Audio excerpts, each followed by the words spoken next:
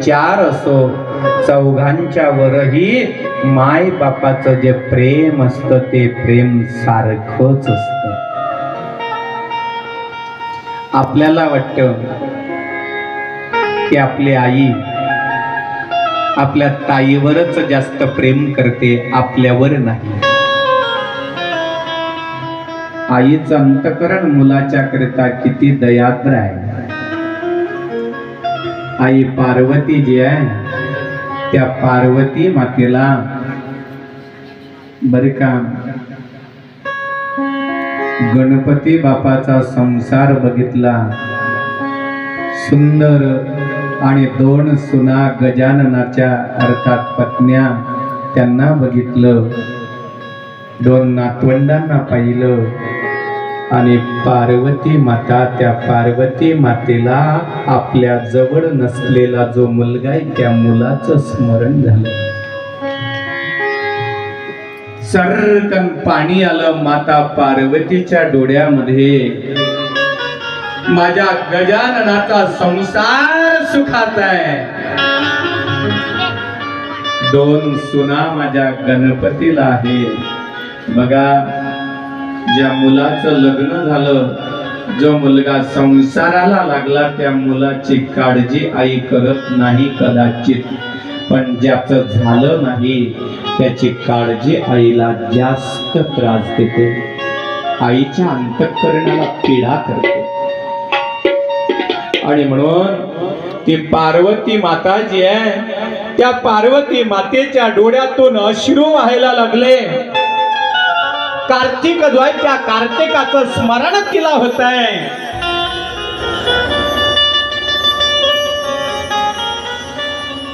आणि सहज मनात विचार आला, माझा कार्तिक आई वडील असताना आई वडिलांच्या जवळ राहत नाही, पर्वतावरती राहायला गेला.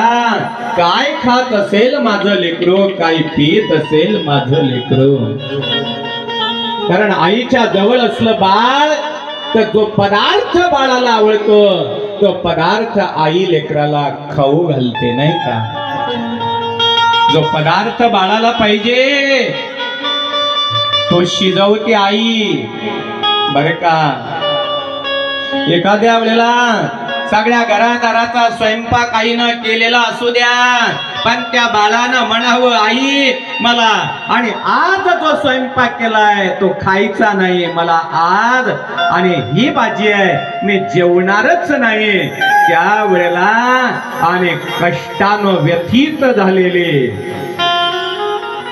दिवसभर थकलेली ती आई, जिला कडकडून ताट वाढलं स्वतःच्या करता जेवायला, कड कड कड कड भूक लागली आहे.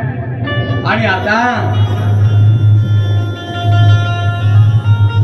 माझं बाळ जेवण करत नाहीये. आणि म्हणून ती आई काय करते माहित आहे, पटकन पाण्याचा ग्लास तोंडाशी लावते. थांब बाळा, माझ्या राजा तुला भाजी नाही आवडली ना, मी आता तुला दुसरी भाजी तयार करते. आणि लगेच दुसरी भाजी तयार करते, आपली भूक बाजूला ठेवते. आणि मुलगा जो आहे त्या मुलानं पोटभर खाल्ल्याच्या नंतर मग जे वाटलेलं ताट आहे ते पुन्हा घेते आणि आनंदानं जेवण करते. तिला म्हणतात आई. या जगामध्ये सगळ्यात उंची जिनं गाठली ती आहे आई, बरे का. फार मोठं मानाचं स्थान आई आहे. त्यानं असलेल्या आपल्या आईची सेवा जरूर करा.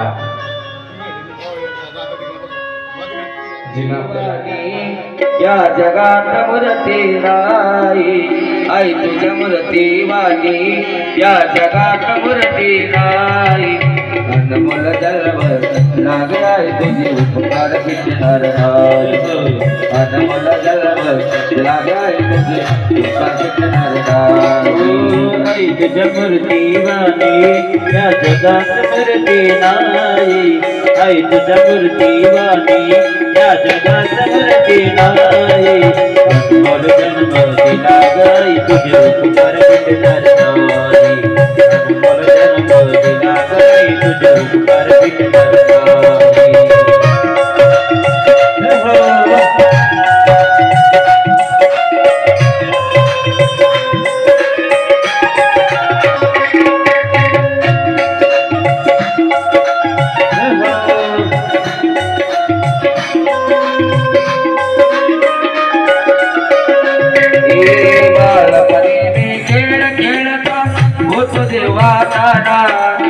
अमृतावनी गोड तोग बाजला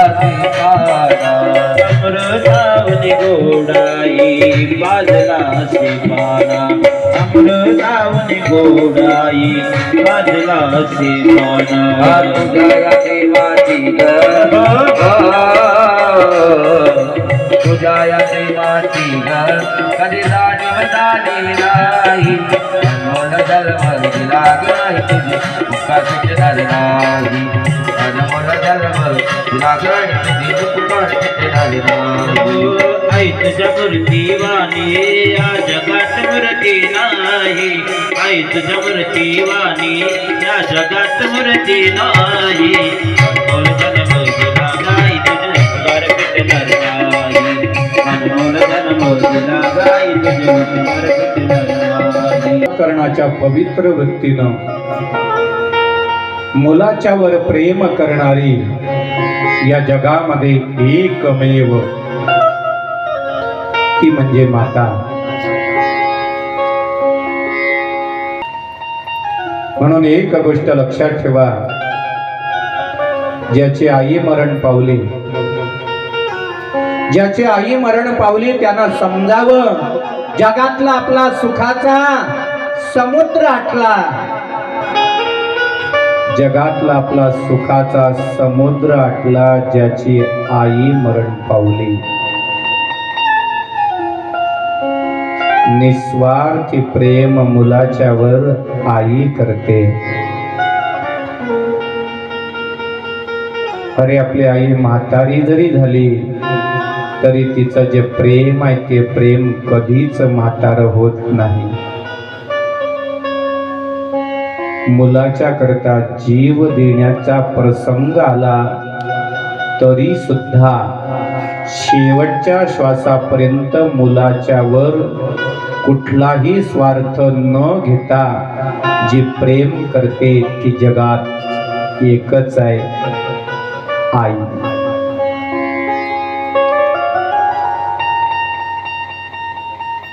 किती वय होऊ द्या तिचं, दिसायला हिनकस असू द्या, अंगावर सुरकुत्या तिच्या पडलेल्या असू द्या, पण तिच्या थरथरता हाताच्या आशीर्वादात जे सामर्थ्य आहे, जे ताकद आहे, ते जगातल्या कोण्याही श्रीमंताच्या हातामध्ये ती ताकद नाही, जे आईच्या हातात ताकद आहे.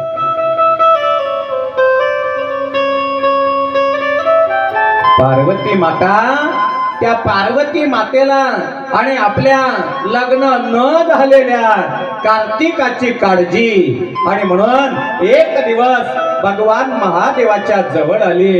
महादेव समाधीस्थ होते. देवाच्या चरणाला मस्तक टेकवलं आणि सांगू लागले, प्रभो डोळे उघडाल. काय ग पार्वती, देवा तुम्ही अगदी निश्चिंत राहून रामाचं भजन करतात, मला तुमच्या भजनामध्ये व्यत्यय नाही आणायचा, पण माझं ऐका ना एक.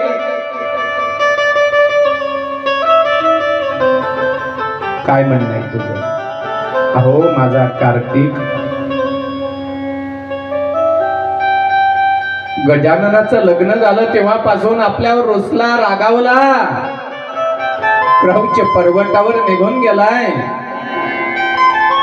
तो आपल्या भेटीला आला नाही, आपण त्याच्या भेटीला गेलो नाही. शेवटी आपलं लेकरू आहे,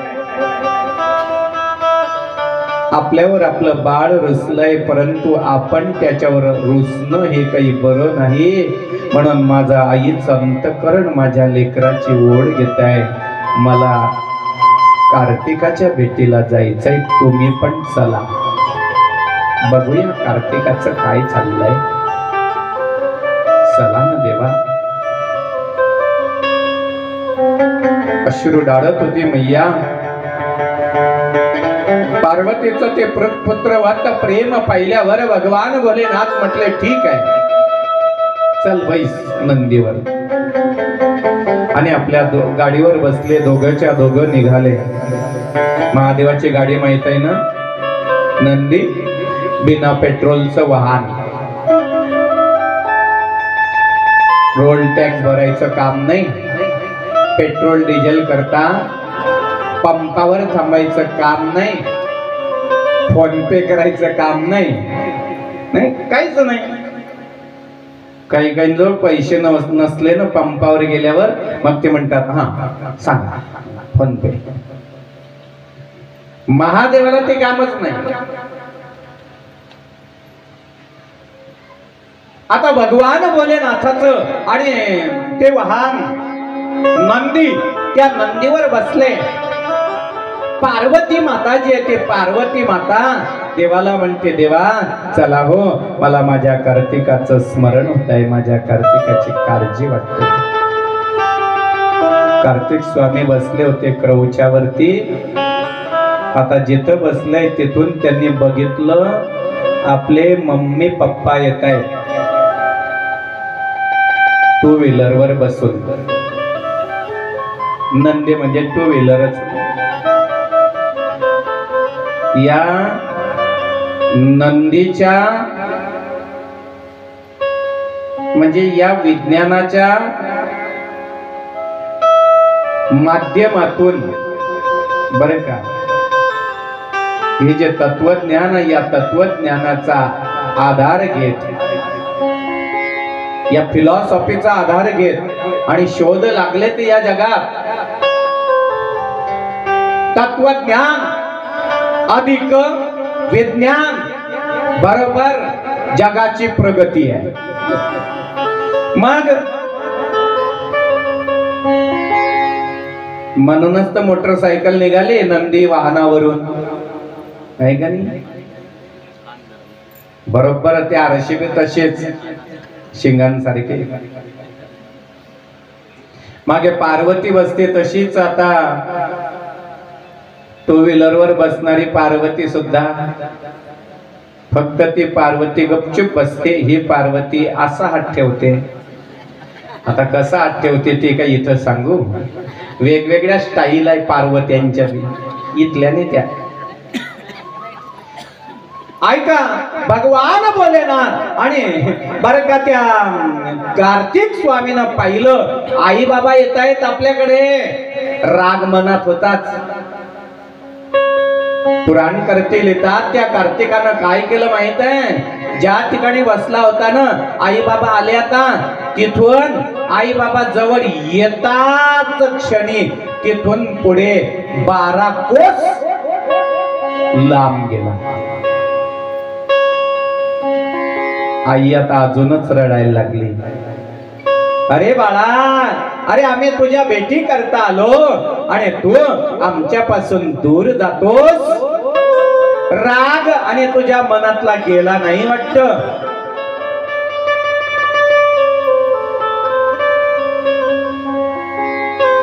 महादेव म्हटले, बघ मी तुला म्हणत होतो जाऊ नको, तू आपलं ऐकणार नाही, पण तू मला इथं घेऊन आली. आता तेव्हा पार्वतीचं मन आणखी राहत कुठं आईचं. आई म्हटली, अहो आपलं बाळ आहे ते, चला. पुढे गेला म्हणून काय झालं, आणखी 12 कोस पुढे चला.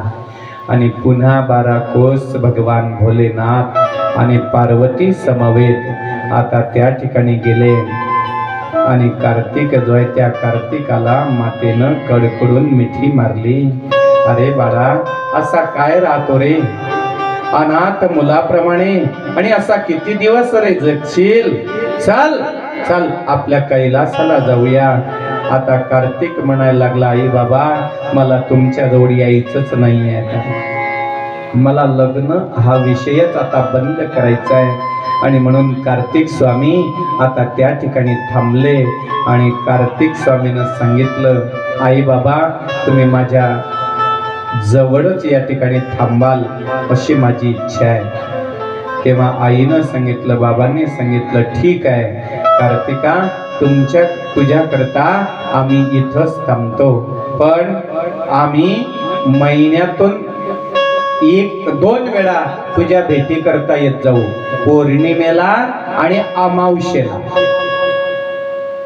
15-15 दिवसानं तुझ्या भेटीला आम्ही येत जाऊ अशा रीतीनं आईबाबांनी सांगितलं. तेव्हा कार्तिक म्हटला, आई बाबा माझ्यासाठी तुम्ही इथं थांबा ना, माझ्याकरता ज्योतिर्लिंग रूपात प्रगट व्हा, दोघंच्या दोघं व्हा. तेव्हा देवाच्या दिव्य शक्तीनं कार्तिकाच्या करता आणि त्या शैल पर्वतावरती दिव्य अशा प्रकारचं ज्योतिर्लिंग प्रगट झालं. आणि त्या ज्योतिर्लिंगामध्ये शक्ती रूपानं पार्वती माता, भगवान महादेव या दोघांनी प्रवेश केला आणि त्या दोघांचं एकत्रित लिंग तयार झालं, मल्लिकार्जुन.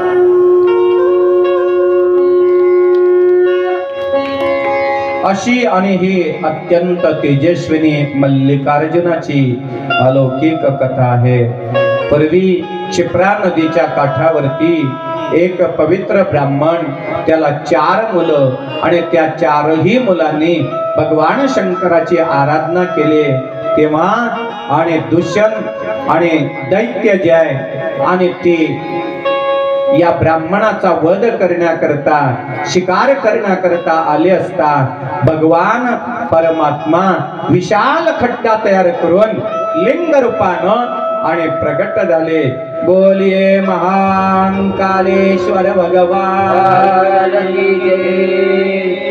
महान कालेश्वर क्षिप्रा नदीच्या काठावर आणि तो भगवान विराजमान झाला. पूर्वीच्या वेळेला अग्निरथाच्या मार्गावर म्हणजे इंदोर, खंडवा इंदोर आणि या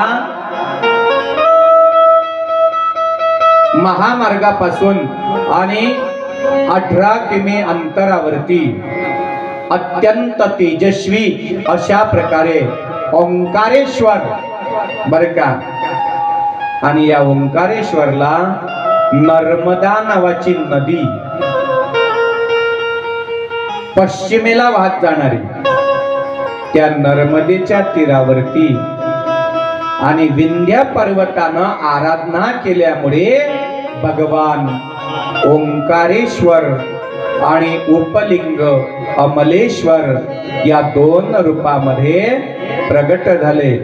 बोलिये पार्वती पतये हर हर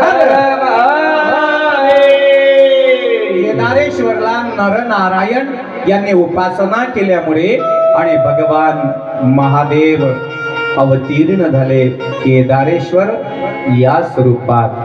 पूर्वी भीम नावाचा दैत्य याला आणि शिक्षा करण्याकरता भगवान आणि भोलेनाथ अवतीर्ण झाले. तेव्हा राक्षसाचा प्राण जात होता. तेव्हा त्याने सांगितलं, प्रभू तुम्ही माझ्या करता या ठिकाणी आणि प्रगट व्हा आणि तुमच्या त्या ज्योतिर्लिंगाला माझंच नाव जोडा. म्हणून तो भगवान भीमाशंकर या स्वरूपामध्ये विराजमान झाला. काशीला स्वतः भगवान महादेव आणि लिंग स्वरूपामध्ये काशी विश्वनाथ आणि म्हणून प्रगट झाले. आणि आता पुढची कथा आहे त्र्यंबकेश्वर.